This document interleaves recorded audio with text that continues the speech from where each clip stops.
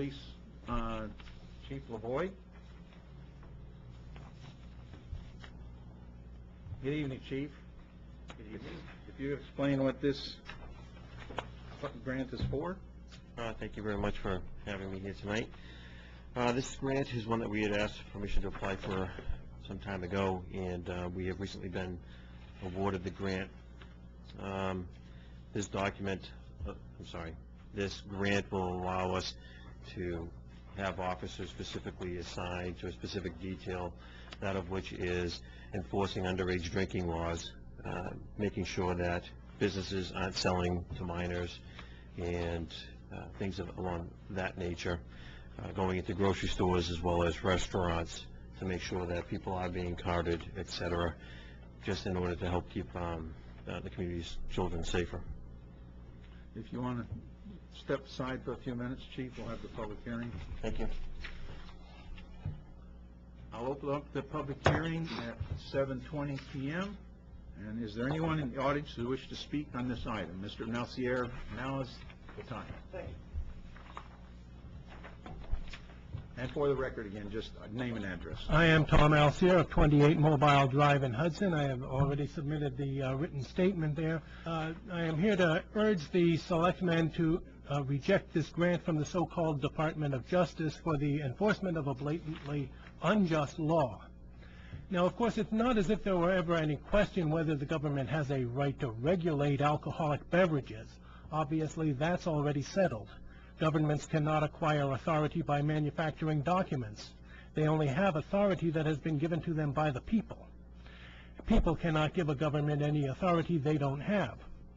I never had authority to regulate what Mr. and Mrs. 20 drink. Therefore, I never gave any such authority to the government.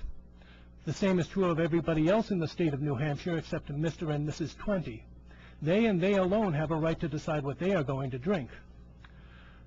The only legitimate function of a government is to secure the rights of the people. Mr. and Mrs. 20 are not violating anybody's rights by drinking the beverage of their choice. Neither are their suppliers violating anyone's rights by selling it to them. In a free country, the citizen would freely decide what to drink, and parents would govern their child until he or she left the nest. Therefore, there's never been any question about it.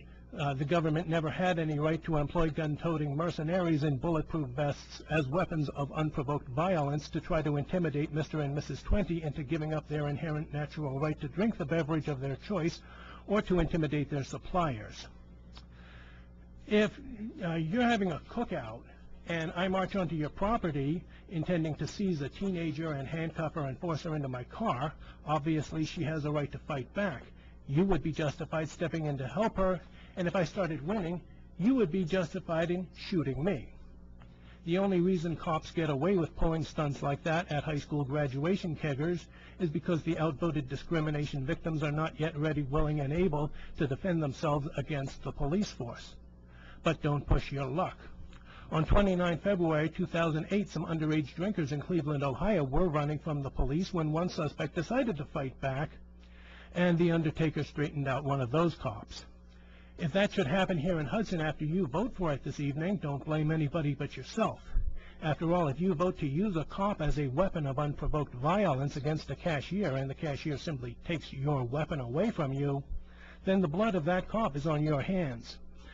But don't just consider what the outvoted discrimination victims and their suppliers can do. Consider also what they can not do in retaliation, such as joining the National Guard when the recruiter urges Mr. and Mrs. 20 to defend freedom, and they reply, "What freedom?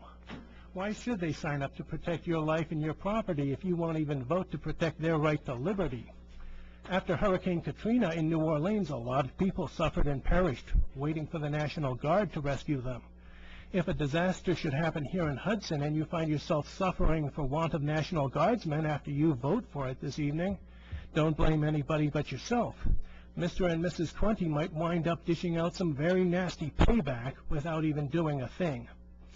Everybody knows that this blatantly unjust law is totally unacceptable to some of its victims.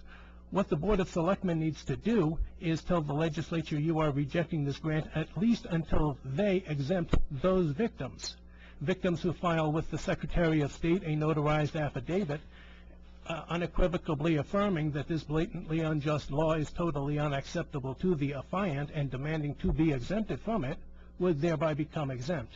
After all, if the state legislature wants respect for their laws, the first thing they've got to do is to make their laws respectable. Thank you, Mr. Alciere. Is there anyone else in the audience who wishes to address the board on this grant? Seeing none, Chair would declare close the public hearing at 7:25 p.m. Any discussion, board members? Selectman Maddox? Chairman, I move to authorize the Hudson Police Department